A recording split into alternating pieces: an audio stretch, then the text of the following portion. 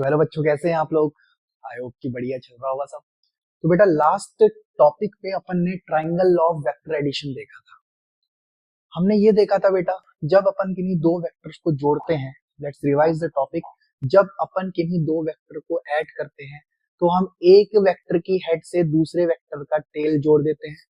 और और बच्चों, पहले वेक्टर के टेल से आखिरी वेक्टर के हेड तक जो भी वेक्टर बनता है उसे अपन बोलते हैं बच्चों रिजल्टेंट, यानी कि ए वेक्टर प्लस बी वेक्टर।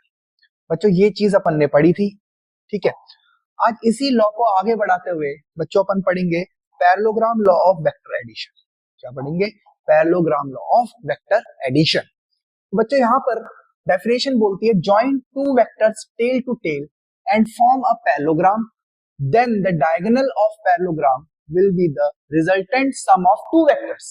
बेटा जैसे कि पिछले केस में अपन दो वेक्टर्स को हेड टू टेल जोड़ रहे थे, लेकिन इस केस में अपन को इन दो वेक्टर्स को बच्चों टेल टू टेल जोड़ना है कुछ इस तरीके से, ठीक है। अपन सभी जानते हैं बच्चों वेक्टर की टेल क्या होती है और वेक्टर का हेड क्या होता है। तो बच्चों इनको मैंने जोड़ दिया टेल टू टेल। उसके बाद बच्चों हमें एक पैरेललोग्राम फॉर्म करना है। कैसे फॉर्म करना है बेटा? बी के पैरेलल एक लाइन खींचो जो कि बी के इक्वल भी होनी चाहिए, ठीक है बेटा, पैरेललोग्राम की बेसिक डेफिनेशन। उसके बाद ए के पैरेलल भी एक लाइन खींचो जो कि ए के इक्वल भी होनी चाहिए। बेटा पैरेललोग्राम की प्रॉपर्टी क्या होती है? उसकी ऑपोजिट साइड पैरेलल और इक्वल होती है। तो बच्चों इस पैरेललोग्राम का जो डायगोनल बनेगा, इस पैरेललोग्राम का जो डायगोनल बनेगा, that will be the resultant of A vector and B vector, that will be equal to vector A plus vector B. Clear है बच्चों? तो अपन ने डेफिनेशन के अकॉर्डिंग पैरेललोग्राम लॉ की उस रिजल्टेंट वेक्टर को बनाना सीख लिया। तो बहुत इजी है बच्चों। क्या करना है? वेक्टर को पहले टेल टू टेल जोड़ना है, उससे एक पैरेललोग्राम फॉर्म करना है, और जो पैरेललोग्राम का डायगोनल होगा बच्चों, that will be the resultant of vector A and vector B. समझ में आई बच्चों बात? तो क्या कहना चाह रहा हूं मैं बच्चों, अगर मैं 10 न्यूटन फोर्स राइट लगाता हूं और इस तरीके से बराबर में 10 न्यूटन फोर्स इस तरफ लगाता हूं, तो बच्चों रिजल्टेंट फोर्स कहां जाएगा? सर रिजल्टेंट फोर्स आप एक पैरेललोग्राम बनाइए and this force will be resultant. यानी कि अगर एक ऑब्जेक्ट को आप ऐसे धक्का देते हैं 10 न्यूटन से और 10 न्यूटन से ऐसे धक्का देते हैं, तो बेटा वो किसी इस डायरेक्शन में, इन दिस डायरेक्शन, ये जो पार्टिकल है ये जाने वाला है, इस पर नेट फोर्स बच्चों इस डायरेक्शन में लगेगा। और इसका बच्चों मैग्नीट्यूड क्या होगा, that we will look after that, जब अपन पढ़ेंगे analytical method of vector addition. बेटा अभी तो मैं बस तुम्हें डायग्राम से समझाना चाह रहा हूं कि ये जो F1 फोर्स है, F1 वेक्टर है, और ये जो F2 वेक्टर है, इन दोनों को जोड़ के जो रिजल्टेंट बनेगा बच्चों वो कैसा दिखेगा। जस्ट मैंने आपको अभी इसको दिखना सिखाया है। आई होप पैरेललोग्राम लॉ सबका क्लियर हुआ होगा। वेरी गुड बच्चों, आगे बढ़ते हैं polygon law of vector addition. बेटा जैसे कि मैंने बताया था, अगर आपको दो वेक्टर्स को जोड़ना है तो आप ट्रायंगल लॉ की मदद ले सकते हैं या पैरेललोग्राम लॉ का मदद ले सकते हैं। लेकिन यहाँ पर आपको जोड़ना है एक नहीं, दो नहीं, बल्कि दो से ज्यादा वेक्टर, ठीक है बेटा। एक वेक्टर को तो क्या ही जोड़ोगे, दो या अगर दो से ज्यादा वेक्टर हुए तो बच्चों उन्हें कैसे जोड़ा जाता है, उसके लिए अपन यूज करते हैं polygon law of vector addition का। तो बेटा polygon law of vector addition कुछ हद तक ट्रायंगल लॉ की तरह है। जैसे कि ट्रायंगल लॉ में अपन क्या करते थे, वेक्टर को हेड टू टेल जोड़ा करते थे, एक वेक्टर के हेड से दूसरे वेक्टर की टेल जोड़ते थे, फिर जो third side of the triangle बनती थी दैट इज द रिजल्टेंट। तो यहाँ भी बच्चों मुझे ये head to tail head to tail head to tail formation करना है। जैसा कि आप देख सकते हो यहाँ पर मैंने हेड टू टेल जोड़ा, फिर यहाँ पर मैंने एक और हेड टू टेल जोड़ा, यहाँ पर मैंने एक हेड टू टेल जोड़ा, ठीक है। तो इसी तरीके से तुम्हें पॉलीगन लॉ में भी हेड टू टेल जोड़ना है। बच्चों ध्यान रहे, कोई फर्क नहीं पड़ता कि ये ऑर्डर कैसा हो, आंसर सेम आने वाला है। बट आई मीन कि अगर आप ए की हेड पर सी की टेल जोड़ ले और सी के हेड पर बी की टेल जोड़ ले और बी के हेड पर डी की टेल जोड़ ले, तो बच्चों जो रिजल्टेंट आने वाला है ऐसे करके भी सेम ही आएगा। तो इसमें कोई डरने वाली बात नहीं है कि सर पहले किसको जोड़ना है, बेटा उससे कोई फर्क नहीं पड़ता, because vector additions are commutative, ठीक है। A plus B vector equal to B vector plus A vector, ठीक है। चलिए बच्चों, तो यहां मुझे क्या करना है बच्चों, अगर मैं इस पार्ट को देखूं कि ये जो ए वेक्टर है और ये बी वेक्टर है, ये हमने हेड टू टेल जोड़ा है, तो बच्चों ये वाला vector, this vector, what will be this vector? This will be A vector plus B vector. एकदम क्लियर। बहुत इजी था। ये सर कैसे आया? Triangle law of vector addition की मदद से आया। अब बच्चों यहां पर मुझे इस a प्लस बी वेक्टर को जो भी ये बना इसको जोड़ना है c वेक्टर से। तो अगेन मैं triangle law of vector addition follow कर रहा हूं। देखो बच्चों इसकी हेड पर c की टेल लगी हुई है, then what will be the resultant of these two vectors? Sir this will be the resultant of these two vectors. Sir हमने तो triangle law of vector addition use कर लिया। वेरी गुड बच्चों, triangle law of vector addition use करा, हमें answer क्या मिला? a vector plus b vector plus c vector. आई बात समझ? अब बच्चों यहां पर तुम्हें फिर दो वेक्टर दिखाई दे रहे हैं। सर कौन कौन से? a vector b vector plus c vector. इसको जोड़ दो बच्चों d वेक्टर से, तो तुम्हें क्या मिल जाएगा? तुम्हें क्या मिल जाएगा बच्चों? अगेन यहां पर एक triangle law of vector addition form होगा। तो बच्चों तुम्हें जो फाइनल वेक्टर मिलेगा वो मिलेगा ये वाला, दिस विल बी, और ये क्या कहलाएगा? This will B a vector plus b vector plus c vector, और इससे मैंने ऐड कर देना है ये वाला d वेक्टर। बच्चों बात क्लियर हुई? तो बच्चों ये जो बना ये आखिरी वाला, that is the resultant of all these four vectors. तो बच्चों सबसे पहला स्टेप मैंने क्या करा, अब इसको फाइनल करते बेटा इतना करने की जरूरत नहीं है, ये तो बस समझाने के लिए किया था, इसे प्रूफ करने के लिए। बच्चों पहले तुम्हें सारे वेक्टर लिखने हैं। ए वेक्टर लिखा, ए वेक्टर की हेड पर बी वेक्टर की टेल लगाई, फिर बी वेक्टर के हेड पर सी वेक्टर की टेल लगाई, और सी वेक्टर के हेड पर डी वेक्टर की टेल लगाई। ठीक है, हमने पहले इस ऑर्डर में रखना है बेटा, ये ऑर्डर जरूरी है, हेड टू टेल ही होना चाहिए, टेल टू टेल कर दोगे तो आंसर गलत हो जाएगा।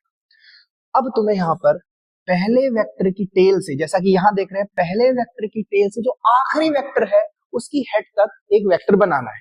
ठीक है, कुछ इस तरीके से पहले वेक्टर की टेल से टेल को जोड़ना है और हेड से हेड को जोड़ देना है।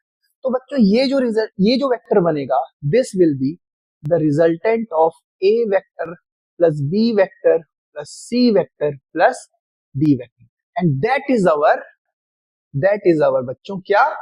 Polygon law. That is our polygon law of vector addition. तो हमने क्या सीखा बच्चों? अगर हमें दो या दो से ज्यादा वेक्टर को जोड़ना है तो हम इस पॉलीगन लॉ की मदद से उन्हें जोड़ सकते हैं, और उसकी जो प्रोसेस है वो ये रही। ठीक, तो आई होप कि आपको पॉलीगन लॉ समझ आया। समझ आया तो बच्चों आते हैं इस सवाल पर। सवाल है, if each force having magnitude of 5 newton then find the net force acting on an object. तो बच्चों इस तरीके से किसी ऑब्जेक्ट पे 5-5 न्यूटन के फोर्स लग रहे हैं, अपन को जो भी इन सबको जोड़ के आएगा उसका मैग्नीट्यूड बताना है, उसकी लेंथ कितनी होगी। तो बच्चों कहानी क्या थी?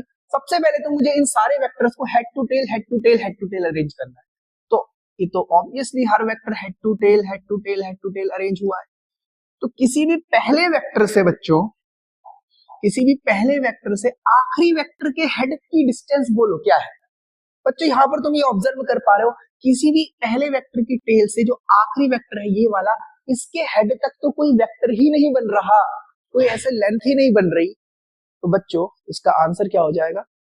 इसका आंसर हो जाएगा, इनका जो रिजल्टेंट है वो एक ऐसा वेक्टर बन रहा है जिसकी लेंथ 0 है, यानी कि उसका मैग्नीट्यूड 0 है। तो बेटा अगर तुम्हें इस तरीके से बहुत सारे वेक्टर दिए गए हैं और वो सब मिलके क्लोज्ड पॉलीगन बना रहे हो, हाँ शर्त ये है कि इन्हें हेड टू टेल अरेंज करा होना चाहिए, कंफ्यूज नहीं होना है। तो अगर तुम इसे हेड टू टेल अरेंज करते हो और ये एक क्लोज्ड पॉलीगन बना रहा है, तो बेटा इनका रिजल्टेंट जो होगा वो क्या हो जाएगा? वो 0 हो जाएगा। बच्चों क्लियर? चलिए आगे बढ़ते हैं अगले सवाल पर। ये सवाल बोलता है, if one of the force is removed. बेटा वही वाला सवाल है, पुराना सवाल है। सवाल में बोलता है, if one of the force is removed then the magnitude of resultant forces. बेटा एक फोर्स इसमें से अपन हटा देते हैं, अब जो बचा उसका रिजल्टेंट अपन को बताना है। ठीक, तो पहले मैं ये डायग्राम बनाता हूं। तो इस तरीके से एक 5 न्यूटन का फोर्स हमारे पास है, फिर उसके बाद एक 5 न्यूटन का और है, और एक 5 न्यूटन का और है, और एक 5 न्यूटन का और है, और फाइनली एक 5 न्यूटन और है। अब बोलता है इसमें से एक वेक्टर हटा दो, एक फोर्स हटा दो, तो मैं ये वाला हटा देता हूं। ठीक है, तो बच्चों ये फोर्स यहां से गायब हो गया। बच्चों यहां से और यहां की लेंथ कितनी थी ये सबको पता है, सर ये लेंथ तो इतनी रहेगी ना 5 न्यूटन की। ठीक है, अब बच्चों polygon law of vector addition का यूज करते हैं। सारे क्या हेड टू टेल अरेंज है? बिल्कुल सर।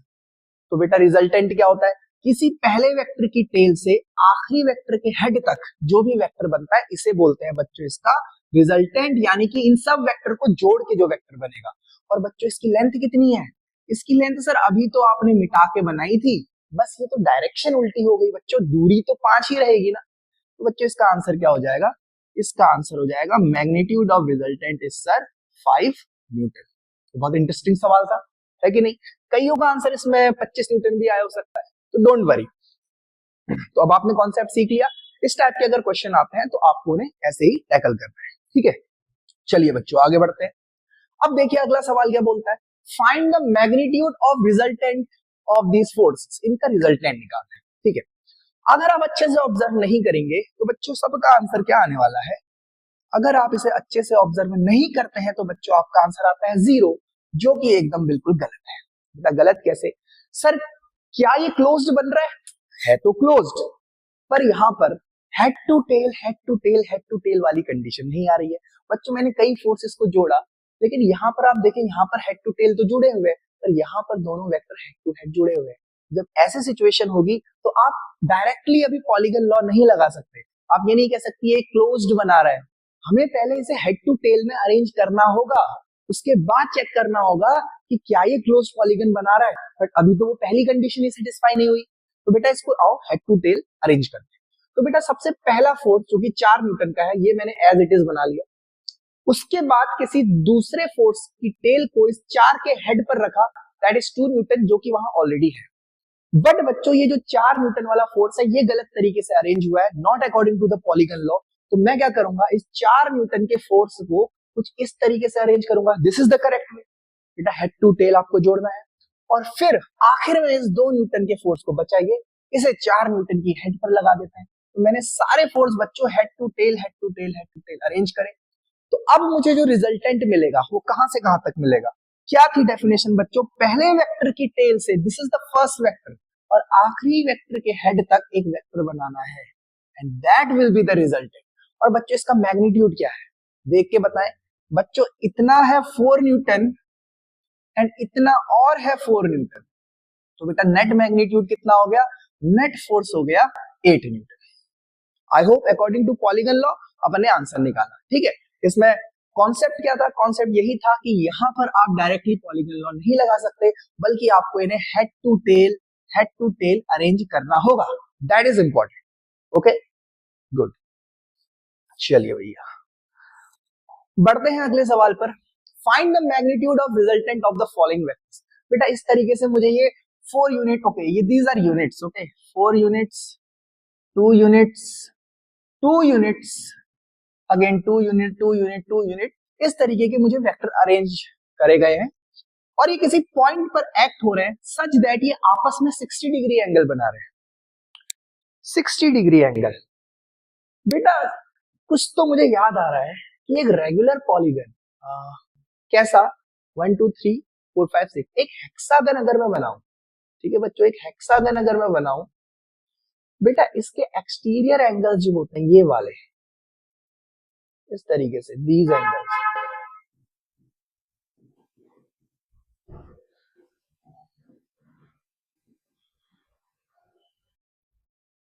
ये 60 डिग्री है,